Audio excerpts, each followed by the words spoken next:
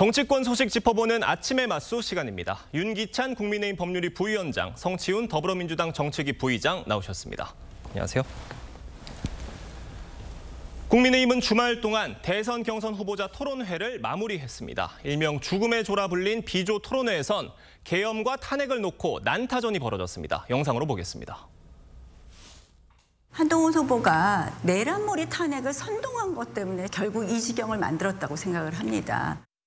108명 국회의원을 준 거는 탄핵을 하지 마라. 한동훈 후보가 지금 그런 말을 할 자격이 있나? 지금 우리 당 후보로 나왔다는 자체가 잘못된 거 아니에요?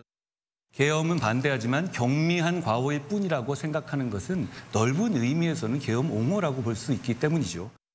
실질적으로 피해가 없었다. 2시간간의 해프닝이었다. 그러면 대통령한테 자진하야할 기회를 주자.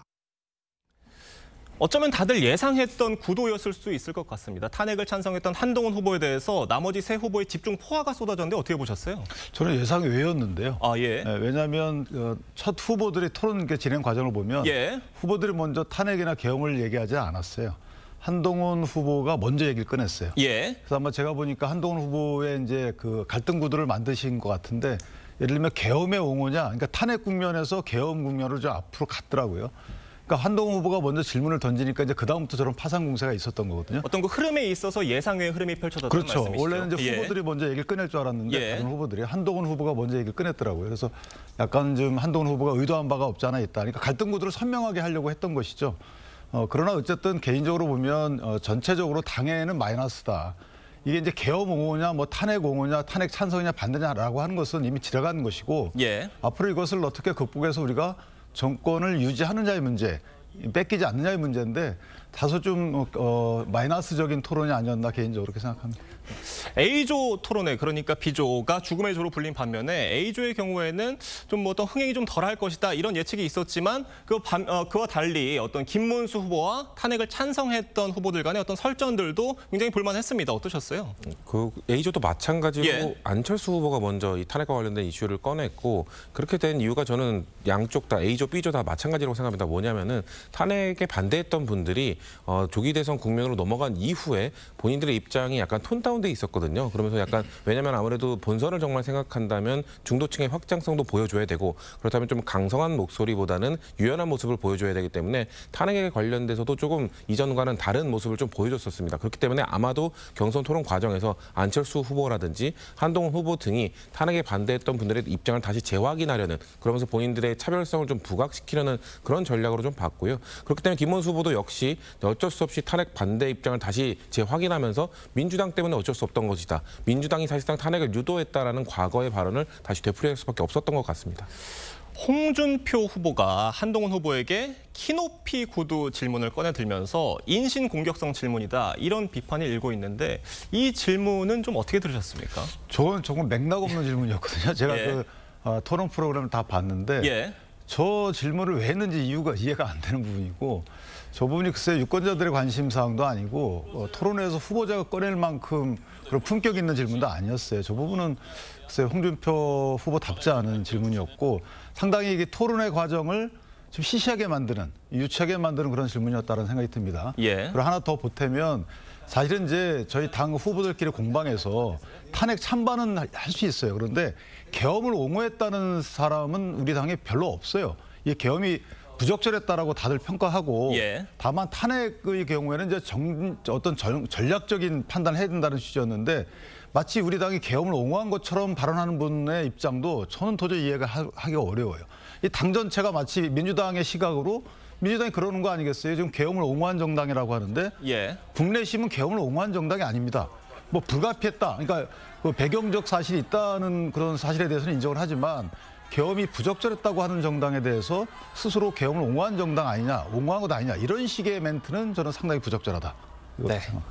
그러니까 홍준표 시장이 저 질문을 한 거는 본인을 지지하는 어떤 커뮤니티에서 이런 질문들이 나왔다라는 얘기를 꺼내면서 이제 한동훈 후보에게 그런 질문을 한 건데 뭐 또 어떤 보정 속옷 그 질문 얘기를 꺼내면서 그분에 대해서 난 질문하지 않겠다라고 또 말을 아꼈습니다. 이런 상황 어떻게 보셨어요? 사실상 질문을 한 거죠. 그리고 한동훈 후보 역시 유치하시네요라고 답변을 했고요. 그러니까 상대방이 뭐 확인되지 않은 그리고 좀 어떻게 보면은 신체적 컴플렉스일 수도 있는 문제에 대해서 지적을 하는 것. 저는 사실 토론회 처음부터 뭔가 홍준표 후보와 한동훈 후보가 좀 약간은 훈훈한 모습도 연출하지 않았습니까? 뭐 선배님 이러면서 그런 모습을 연출했으면서 그리고 홍준표 후보도 뭐 약간 그렇게 나도 좋게 봤다라는 이미지를 좀 구축해 가다가 갑자기 그 질문, 말씀하신 그 인신공격성 질문으로 인해서 토론의 수준을 아주 낮췄다, 아주 질 낮은 토론으로 만들었다고 저는 생각합니다. 물론 뭐 다른 커뮤니티의 말을 뭐 전한다라는 식으로 얘기를 했습니다만 결국 토론회에서 이야기하는 거는 그 사람의 입으로 나왔기 때문에 그 사람이 질문하는 겁니다. 그렇기 때문에 저는 그 말에 대한 책임은 오롯이 홍준표 후보에게 있다고 보고요. 본인이 선배로서, 정치 선배로서 조금 수준 높은 질문, 뭔가 왜 보수 진영이 이렇게 지금 질이 멸렬한지에 대한 분석이나 이런 것들을 내놓지 못할 망정 인신공격성 질문을 했다는 것은 저는 매우 안 좋은 행태를 보였다라고 평가합니다. 네, 알겠습니다. 국민의힘은요, 오늘부터 이틀간 여론조사를 실시해서 최종 경선 진출자 4명을 선정을 합니다. 이 여론조사를 앞두고 후보들이 앞다퉈서 대구를 찾았습니다. 이 대선 경선뿐만이 아니라 향후 당권을 염두에 둔 행보다 이런 해석들 나오고 있어요. 어떻게 보십니까? 그러니까 지금 저희가 100% 여론조사인데 국민의힘 지지층과 무당층을 대상으로 한 여론조사입니다. 그러니까 상당히 당원들의 힘이 작용되는 것이고 저는 이제 그 대구 등 영남을 찾는 분들의 대다수 면면을 보면 사실 4명 안에 드는 것을 걱정하는 분들은 그렇게 많지는 않아요. 그렇다면 말씀 주신 대로 차후에 대선 이후에는 이제 전당대회를 통해서 저희가 당대표를 뽑는데 당권을 염두에 둔 행보 플러스 그다음에 이제 나머지 4명에서 2명으로 뽑는 그 경선의 어떤 표심도 자극하려고 가는 거 아닌가. 그래서 두 가지 포석을 염두에 두고 다니는 것이라고 봐서 40%의 저희 당원들이 포진해 있는 곳이 영남이기 때문에 아마 어떻게 보면 가장 유의적절한 수단이 아닐까 이렇게 생각합니다. 그러니까 최종 후보 선출 또 그리고 나아가서는 향후 당권을 생각을 해봤을 때 결국 이 TK가 가진 상징성 또 거기에 있는 당원들의 당심에 호소하는 게 그만큼 중요하다는 공감대가 있어서 다들 저기를 찾아가신 것 같은데 결국 이 4명 일단은 저기 4명 추려집니다. 누가 될 것으로 보세요? 일단 그 3위는 좀 확정적인 것 같아요. 김문수, 한동훈, 홍준표 후보는 아무래도 지지율 좀 많이 앞서는 것 같은데 결국 나머지 한 자리가 나경원 후보냐 안철수 후보냐인데 그런 해석들이 지배적입니다. 그렇죠. 근데 안철수 후보가 아무래도 전체 국민 지지도나 인지도에서는 앞서는 것 같은데 약간 국민의힘 지지층으로 한정했을 땐 또 엎치락 뒤치락 하는 것 같습니다. 근데 만약에 이 4위가 누구냐가 되느냐에 따라 안철수 후보와 나경원 후보는 당사자의 문제겠지만 나머지 세 후보에게도 매우 중요하거든요. 왜냐하면 나경원 후보가 만약에 올라갈 경우에는 저는 한동훈 후보에게 약간 유리한 편이 펼쳐질 수 있다. 왜냐하면 탄핵에 반대했던 분 셋, 탄핵에 찬성했던 사람 하나 이렇게 구도가 짜여지기 때문인데요. 반대로 안철수 후보가 올라가게 되면 탄반대 탄핵 찬성이 2대2 구도가 되기 때문에 그렇게 되면 저는 탄핵 반대 쪽이 좀 유리한 구도가 되는 게 아닌가. 그렇기 때문에 4위가 누가 올라가느냐에 따라 전체적인 최종 결정자도 저는 갈라질 거라고 보고 있습니다. 네. 이런 가운데 국민의힘 경선에 불참한 한덕수 대행의 출마 여부에 여전히 정치권의 관심이 집중되고 있습니다. 민주당 목소리까지 들어보겠습니다. 한덕수 권한대행이 대선 출마와 관련해 아직 결정을 내리지 않았다며 출마 가능성을 열어두었다는 언론 보도가 나왔습니다. 사실상 출마 의사를 밝힌 것이나 다름없습니다. 한덕수 총리는 대통령 권한대행이라는 막중한 책임을 지고서도 대권 도전에 망상에 빠져 있었습니까? 한덕수 권한대행이 지난주에는 영남과 호남을 오가면서 또 그 지역에 가서는 또 어떤 가게들에 가서 사장님들 만나고 또 손편지도 쓰시고 하시다가 이번에는 서울에 있는 대형 교회를 가셨어요. 이 행보 어떻게 봐야 되겠습니까?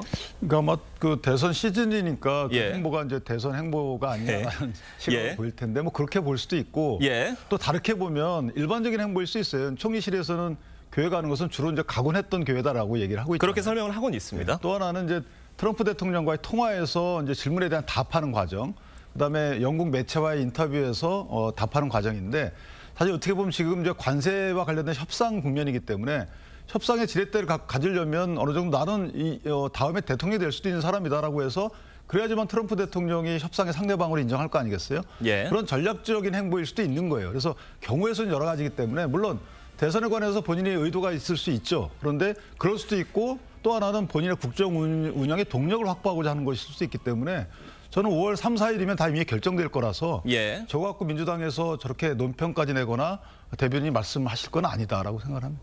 지금 그러니까 한덕수 권한대행이 외신 인터뷰에서 굉장히 모호한 답변을 내놓았고 또 자신의 일거수일투족이 굉장히 언론의 집중을 받고 있다는 그 상황을 당연히 알고 있을 텐데 서울의 대형 교회를 찾았어요. 어떻게 보셨습니까? 사실상의 대권 행보를 하고 있다고 저희는 봅니다. 왜냐하면은 한덕수 권한대행이 지금 대통령이 없는 상황이니까 국정 운영과 관련된 중요한 회의라든지 이런 것들을 주재하도록 권한대행의 역할을 맡긴 것인데 과거 대통령이 할 만한 일정을 소화하라고 하는 건 아니거든요. 그러니까 교회를 가고 뭔가 시장을 찾고 이런 것들은 굳이 국정 운영을 하는 데 있어서 그렇게 중요한 일정들이 아닙니다. 누가 봐도 뭔가 민심에 노출되고 대권 행보를 하기 위한 그런 일정들로밖에 볼 수 없기 때문에 한덕수 권한대행이 지금 국민들이 권한대행에게 부여한 그런 역할을 하고 있는 것이 아니라 차후를 생각한 본인의 대권 욕심에 빠져서 뭔가 그런 일정을 소화하고 있다. 민주당은 그렇기 때문에 그건 매우 비판적으로 보고 있는 것이고요. 뭐 전략적 목적, 뭔가 통상 외교 전문가이기 때문에 그렇게 모호한 스탠스를 취하는 것에 익숙할지는 모르겠으나 저는 대한민국 대통령이라면은 그런 모호한 입장이 아니라 대한민국 대통령을 꿈꾸는 사람이라면은 명확하게 본인이 무슨 고민에 의해서 출마를 하겠다는 그런 본인의 마음을 국민들에게 설명을 해드려야지 계속해서 이렇게 모호한 스탠스로 가다가는 국민들의 선택을 절대 받을 수 없다라는 말씀을 저희는 드리고 싶습니다. 요새 계속해서 나오는 질문이긴 한데 민주당에서는 한덕수 대행 재탄핵에 대해서는 지금 상황은 어떻습니까? 사실 그 초반부터도 초선 의원들은 매우 강하게 해야 된다고 했습니다만 지도부에서는 전략적으로 좀 선을 그었기 때문에 저는 그 스탠스가 계속 유지될 거라고 보고 있습니다. 네, 알겠습니다. 민주당 소식 짚어보겠습니다. 이 충청권, 영남권 경선에서 이재명 후보가 90%에 육박하는 득표율로 1위를 기록을 했습니다. 관련 영상으로 보겠습니다. 기호 1번 이재명 후보 득표수 66,526표, 득표율 90.81%입니다. 88%나 90%나 뭐 그래 큰 차이가 있는 것 같지는 않습니다. 어쨌든 우리 당원 여러분들께서 저희에 대해서 많은 기대를 가지고 계시다는 의미일 테고 저로서도 큰 책임감을 느끼고 있습니다.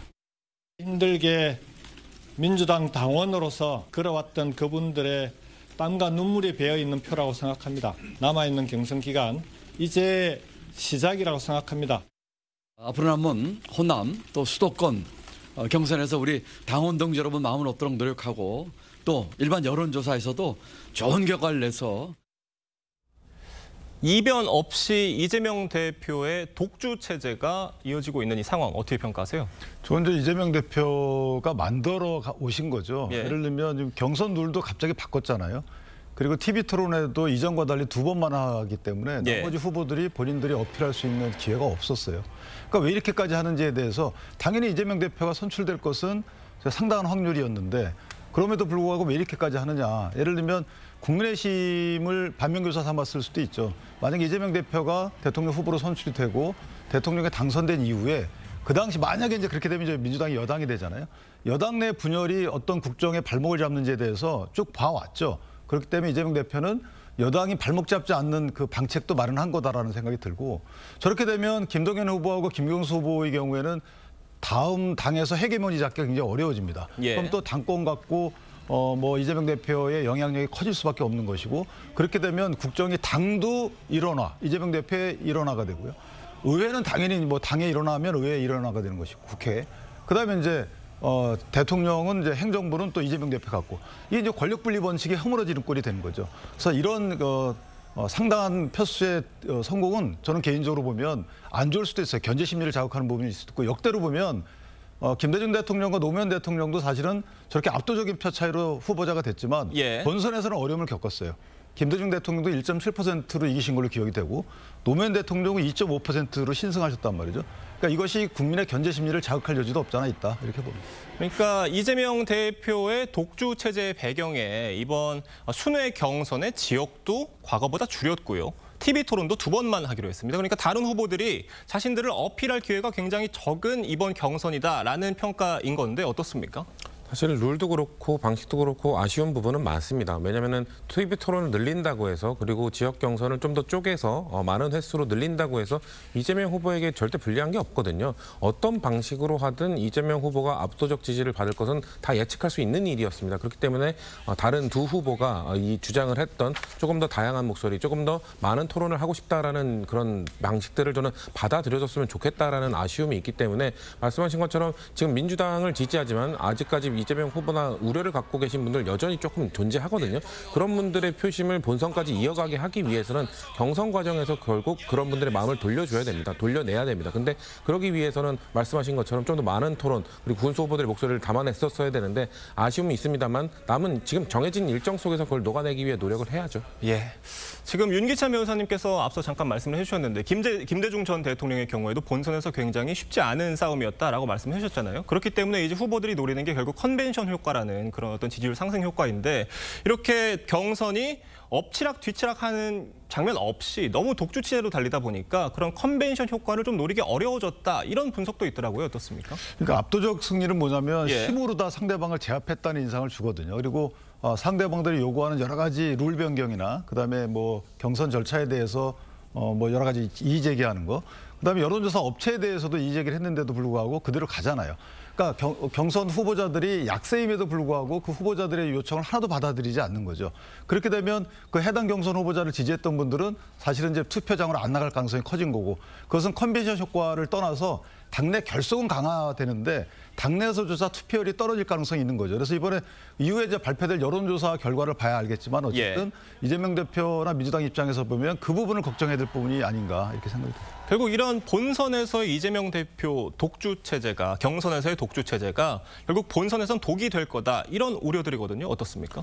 뭐 아무래도 지지율이 너무 압도적으로 나오면 그럴 가능성도 있습니다만 저는 토론회 과정에서는 그래도 그 후보들 간의 각이 좀 섰다고 보거든요. 그러니까 개헌과 관련된 내용이라든지 그리고 이재명 후보가 쭉 줄곧 얘기해왔던 당의 노선, 우리는 중도 보수 실용주의로 가야 된다라든지 이런 거에 대해서 나머지 두 후보가 조금 다른 의견을 계속 보여왔기 때문에 저는 그런 부분들을 이재명 후보가 좀 수용하는 모습을 보여주게 된다면은 뭔가 정책적으로 좀 컨벤션 효과라든지 아니면 정책적으로 이재명 후보에 대해서 우려를 갖고 계신 분들도 이 정도 정책도 수용할 수 있는 포용성이라면은 우리도 이재명 후보를 최종 지지하겠다라는 마음, 그런 마음을 돌려낼 수도 있다고 보거든요. 그렇기 때문에 저는 단순히 지표로 나타난 것뿐만 아니라 정책적으로 그 이후에 어떻게 이재명 후보가 다른 후보들의 마음들을 받아들이는지 전 그 과정도 매우 중요할 거라고 보고 있습니다. 네, 지금 충청에서는 김동연 후보가, 영남에선 김경수 후보가 각각 2위를 했지만 두 후보 모두 두 자릿수 득표율엔 실패를 했습니다. 사실상 민주당 내 비명계 세력이 소멸한 상태라는 걸 보여주는 결과다. 이런 분석도 있는데 이건 어떻게 생각하세요? 그러니까 이재명 대표를 견제할 수 있는, 이재명 대표가 모든 게 옳은 게 아니잖아요. 그리고 당내에서 치열한 견제와 토론과 뭐 합의 이런 과정을 통해서 이게 걸러지는 건데 이게 정당의 자정 기능이거든요. 근데 정당의 자정 기능이 없어진 거죠. 예를 들면 이전에 직전에서는 사실 이재명 대표가 51%인가요 얻었지만 50점 몇 %인가요 얻었지만 어쨌든 이낙연 대표가 37.6%를 얻음으로써 어느 정도 이낙연 대표가 주장하는 바를 받아들여야 되는 이런 역학관계 형성이 됐는데 이제 그런 게 전혀 없는 거예요. 그러면 이재명 대표가 결정하는 상명하단식의 당 운영이 되는 것이고 또 정당에서 이재명 대표가 대통령이 된다면 국정을 견제할 수 있는 아무런 장치가 없는 거라서 저는 저 부분이 사실은 이제 민주국가나 우리 헌정질 사회에서는 오히려 국민들이 걱정해야 될 부분이 아닌가. 그리고 이재명 대표도 저 부분을 걱정해야 될 부분이라고 저는 생각을 해요. 네, 제가 앞서서 그 민주당 내 경선 2회라고 말씀드렸는데 3회로 늘렸잖아요. 결국 근데 이런 것도 어떤 이런 비명계의 목소리를 반영한 결과다 이렇게 해석을 할 수가 있겠죠.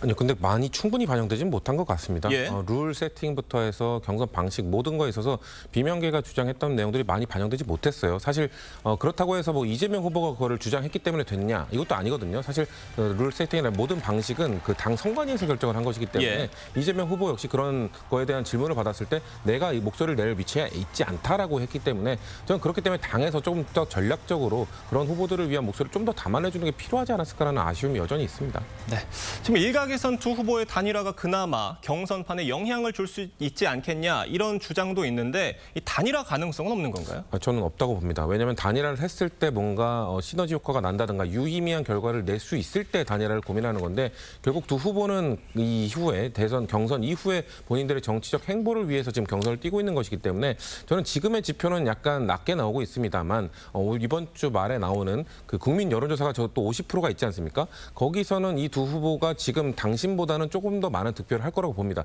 거기서 최종 득표에서 저는 그래도 최소 한 2자릿수 이상이 나오게 된다면은 각자 좀 유의미한 득표가 될 거라고 보기 때문에 단일화를 하지 않고 최종 득표 2자릿수를 위해서 그 두 후보가 끝까지 아마 완주할 거라고 좀 보고 있습니다. 네.